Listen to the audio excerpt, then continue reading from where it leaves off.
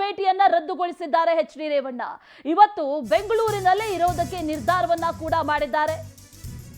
ಜೈಲಿನಿಂದ ಬಿಡುಗಡೆಯಾದ ಬಳಿಕ ಟೆಂಪಲ್ ರನ್.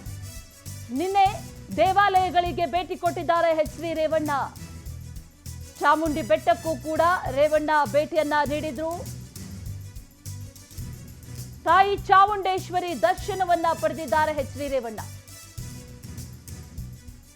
ಶೀಘ್ರವೇ ಆರೋಪ ಮುಕ್ತನಾಗಿ ಹೊರಗೆ ಬರ್ತೀನಿ ಅನ್ನುವಂತ ಮಾತನ್ನ ಕೂಡ ಹೇಳಿದ್ದಾರೆ. ಪ್ರಕರಣ ಕೋರ್ಟ್ನಲ್ಲಿದೆ, ಹೆಚ್ಚು ಮಾತಾಡಲ್ಲ ಅನ್ನುವಂತ ಮಾತನ್ನ ಕೂಡ ಹೇಳಿದ್ದಾರೆ. ಷಡ್ಯಂತ್ರದ ಬಗ್ಗೆ ಎಲ್ಲರಿಗೂ ಗೊತ್ತಿದೆ ಅನ್ನುವಂತ ಮಾತನ್ನ ಕೂಡ ಹೇಳಿದ್ದಾರೆ ರೇವಣ್ಣ.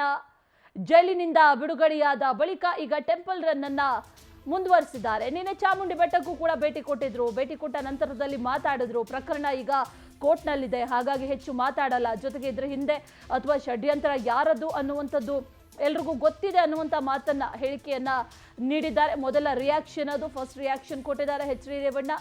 ಈಗ ಟೆಂಪಲ್ ರನ್ ಅನ್ನ ನಡೆಸ್ತಾ ಇದ್ದಾರೆ. ಜೊತೆಗೆ ಹೊರಗೆ ಬಂದ ನಂತರ ಹಾಸನಕ್ಕೆ ಹೋಗಿಲ್ಲ, ಬದಲಾಗಿ ಬೆಂಗಳೂರಿನಲ್ಲೇ ಇದ್ದಾರೆ. ಆದರೆ ಮೈಸೂರಿನಲ್ಲಿ ಚಾಮುಂಡಿ ಬೆಟ್ಟಕ್ಕೂ ಕೂಡ ಭೇಟಿಯನ್ನ ಕೊಟ್ಟು ದರ್ಶನವನ್ನ ಕೂಡ ಪಡೆದಿದ್ದಾರೆ. ಟೆಂಪಲ್ ರನ್ ಅನ್ನ ಮುಂದುವರಿಸಿದ್ದಾರೆ. ಅನೇಕ ದೇವಸ್ಥಾನಗಳಿಗೂ ಕೂಡ ಭೇಟಿಯನ್ನ ನೀಡ್ತಾ ಇದ್ದಾರೆ ಎಚ್ ಡಿ ರೇವಣ್ಣ.